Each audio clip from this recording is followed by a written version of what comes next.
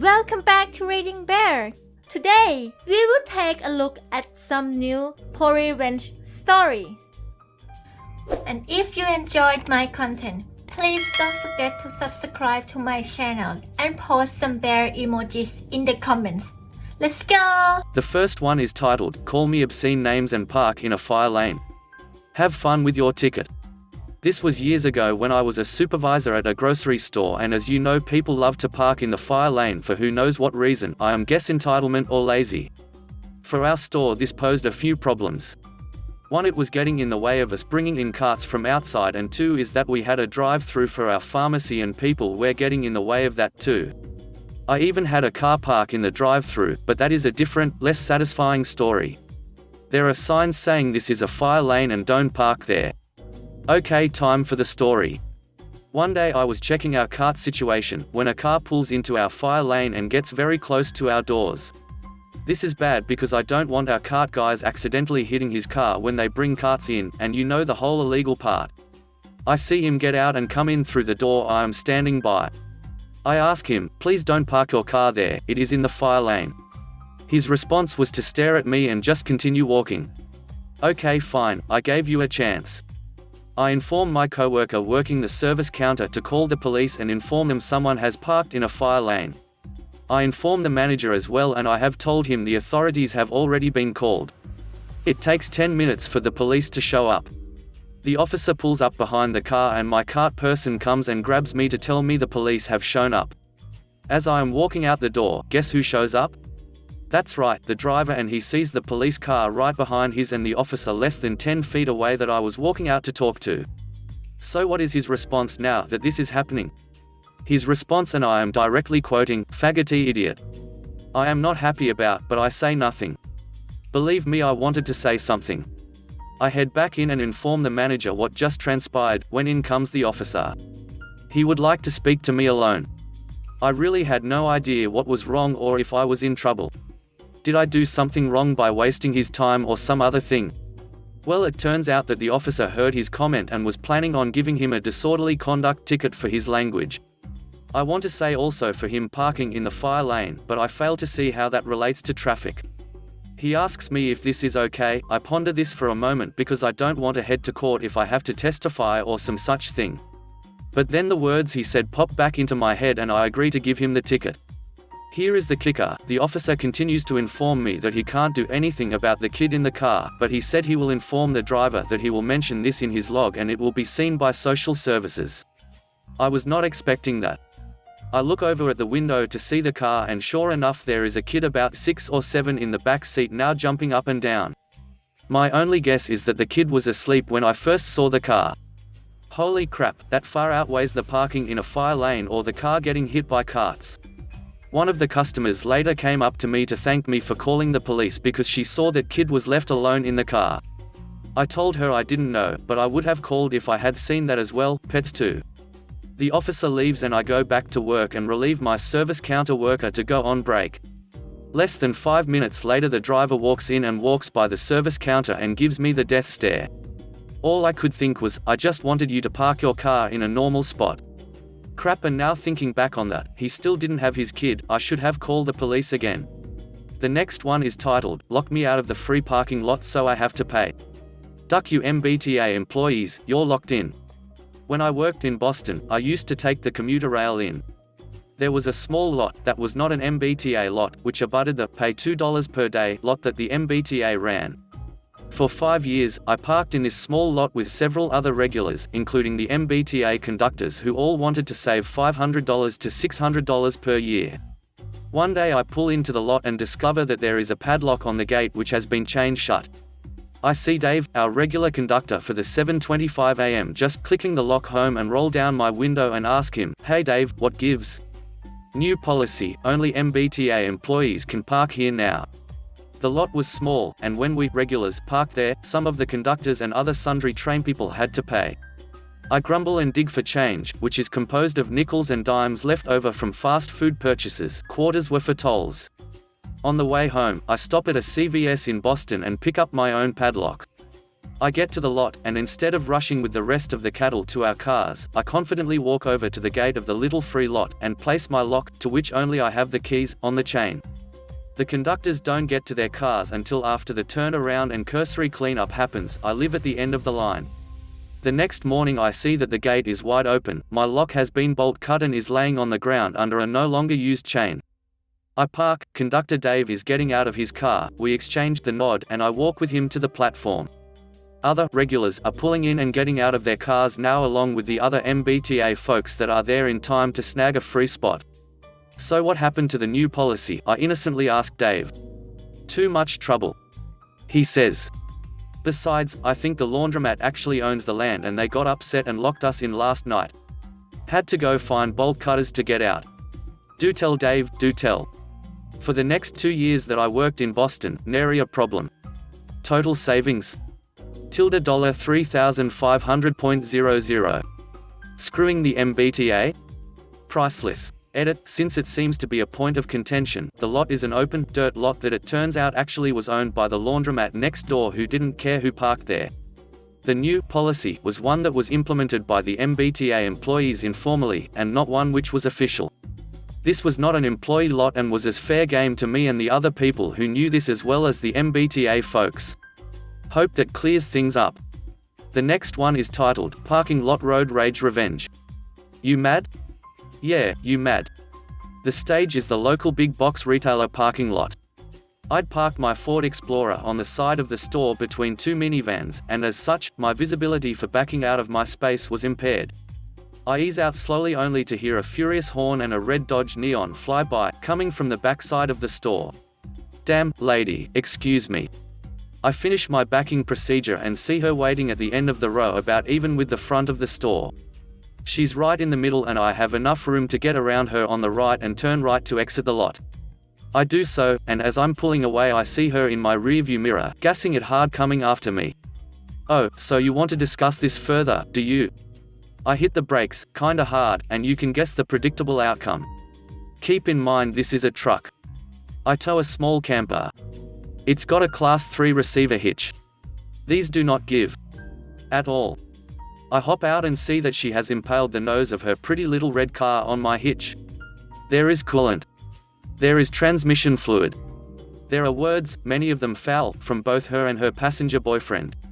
I smile as the language pours forth, until she gets to the part where she exclaims that her father is on the police force and I'm going to be sorry. At that point I inform her that in the case of a rear-end collision, the rearmost vehicle is almost always cited for failure to maintain a safe following distance, and her father should be able to explain that to her. Police are called and some random patrolman shows up. Statements are taken, but no citations are issued as it's private property. I see her and her friend pull away, trailing fluids, and as a last measure of justice, I see her car doesn't even have a permanent tag yet, just a paper dealership plate. I pop back into the store to buy a new trailer plug connector. The next one is titled, How to Fire an Emotional Vampire. Years ago, I worked in a 24-hour call center. It wasn't a bad job, but I was always getting pushed to the night shift. On the other side of the call center was a claims department that only worked the MF 9 to 5 shift, and I jumped at the chance when a spot opened there. What a mistake. Turned out the manager was this older female, emotional vampire, EV, who did nothing all day long, but try to get you to tell her the worst things that happened to you, in order to play Dr. Phil. She fed off of these stories and the 3 other girls that worked there played into it. All day long there was nothing but drama and it was annoying, but I dealt with it by ignoring it as best I could. But that wasn't good enough for EV, she wanted my stories, wanted me to sit with them and hand-wring and cry with them all day. I nearly bought stock in Kleenex. I refused to play along, drama bores me.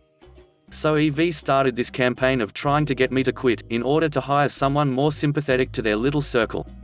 Suddenly all of my work was subpar, I was always late or leaving early, I wasn't, she was bad-mouthing me to everyone she could think of. She also got her 3 little baby vampires to harass me as well. Nasty comments all day, stuff getting spilled on my desk at my bathroom breaks, my lunches going missing, being found in the trash. I'd finally had enough when she screwed me out of my raise on my bi-yearly review.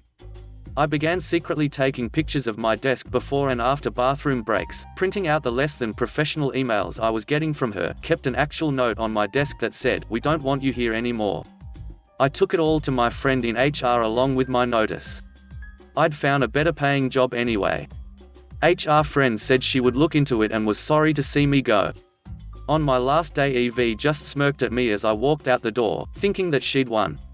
But her smile wasn't nearly as big as mine when an IT friend who worked there sent me a framed copy of Evie's terminated for cause letter a month later as my birthday present. I called my friend in HR asking how things were going. Apparently Evie tried the same drama routine on my replacement, who didn't play along either, and tried the same get 'em to quit tactics, not realizing that HR had sent a plant as my replacement to verify my story. The next one is titled, "You Should Have Given Me the Job Instead." I would like to start off by saying that I am not a spiteful person, but after reading a post regarding someone's revenge on a former boss, I was reminded of a former butt-hat manger that I had a hand in getting fired. I am a chemist by trade. I work in a lab mixing chemicals together to make viable products for consumers. I once worked for a company that made all types of plastic. They were in serious need of a chemist, and a friend, whom is the VP, recommended I interview. The job was to be the lab manager. I would be responsible for 3 other chemists and 2 QC employees. I went through the very long interview process and was offered a job. However, it was not the job that I interviewed for. The management team decided that I was too young. I was 25, so they gave the job to someone else who was older. That person would be the butt-hat manger. I was given a chemist job. It was a good job and it paid well, so whatever. So my first day on the job I am introduced to Butt-Hat. Upon meeting him, he seemed to relish in the fact that he got the management job over me, and immediately started to show it. The lab was going through somewhat of a transformation. The previous manager was a pack rat. As in, he kept every single piece of paper that was ever handed to him. So my first assigned task was to go through every single piece of paper to see if it was relevant. I had to physically remove each piece of paper from the box and scan it over for said relevant info, even though the box clearly said 1972 on it, and all it was were pamphlets from shows or old-ass chemical brochures. I still had to go through it. This took me weeks. I was the only person assigned this task, everyone else did their normal job. In the meantime, he was busy showing up for work late, leaving early for his 2-hour lunch, disappearing for an hour and a half after lunch, and leaving work early. He maybe was seen visible working for 1 hour a day. Fast forward to me finishing my assigned task, Butt-Hat finally allows me to do some actual chemistry work. This is when I found out that he has no real experience working in a chemistry lab. Or being a chemist. How do I know? Because Idiot Hat decided to mix a couple of chemicals that don't play nicely with each other and then proceeds to throw it in the microwave. 60 seconds later we were short 1 microwave and had a new respect for the fire extinguisher. He followed this up with leaving industrial-sized mixers on high speed while unattended. Big no-no, they could kill someone, starting another small fire in the plant and completely ruined an industrial-sized mill. After a couple months of his unsafe lab practices, they continued, I started noticing some changes in his personality. Specifically towards people that he deemed a threat to his authority. He got into a very loud verbal argument with our first production manager, who then quit, then proceeded to get into an almost physical argument with one of our salesmen, whom also quit. Once those 2 were off his list, he turned his attention towards me. Now for a little backstory. I mentioned earlier that I was friends with the VP. I still am. I have worked for him before and I enjoyed it a lot. Hence the reason I applied for the job. I am the type of person that shows up early and leaves late. Always have, always will. I take great pride in doing good work. Well, Hat took our friendship and my work ethic as a threat to his authority and made it his life's goal to duck with every single part of my day. He would assign me jobs to do, I would do them, and then he would berate me in front of everyone about how I did it wrong. Then he would tell me how to do it right, and I would fix my mistake and do it exactly how he told me to, and he would come back and berate me again in front of everyone about how it was still ducked up. He did this for everything. The best part about all of this was the end-of-day meetings. These meetings consisted of me going into his office, closing the door, and him yelling and swearing at me for at least 30 minutes. Topics, you ask? Think of one. It was probably my fault in some way. This went on 2 to 3 months until I cracked. I cracked because he got physical, as in shoved me when my back was turned. Now, I am not a small person. I am athletically built. I played football, I ran track, and I lifted weights. I don't know what got into him, but it got into him in a big way. I was shocked. I had never had a boss do that before. I don't know why, but I just let it happen. So when he was done screaming in my face, I just left and went straight to the bar and had a drink, and another, and another. That was the day I decided that I had had enough. I wasn't putting up with any more bullshit.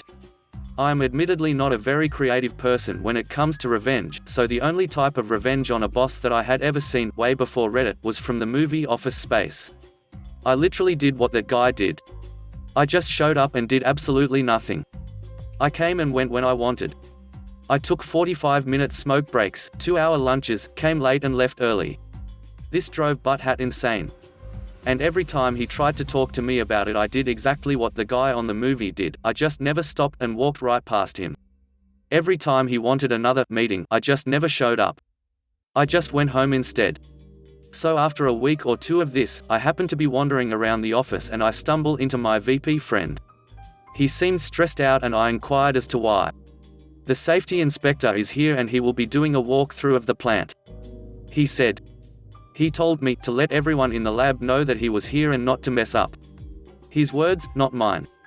Well, because I had literally quit doing what I supposed to do and Butthead had to do what I was supposed to do, and seeing that he is a walking ducking disaster, I took off for my 2-hour lunch. I wandered back into the plant after my 2-hour lunch. My food was excellent and crap has hit the fan. Every big wig in the company is in there and they are all freaking out. I walk up and the first thing the VP asked me was, "What did you see?" Being friends with him, I replied, "I didn't see crap, what happened?" So word on the street is this.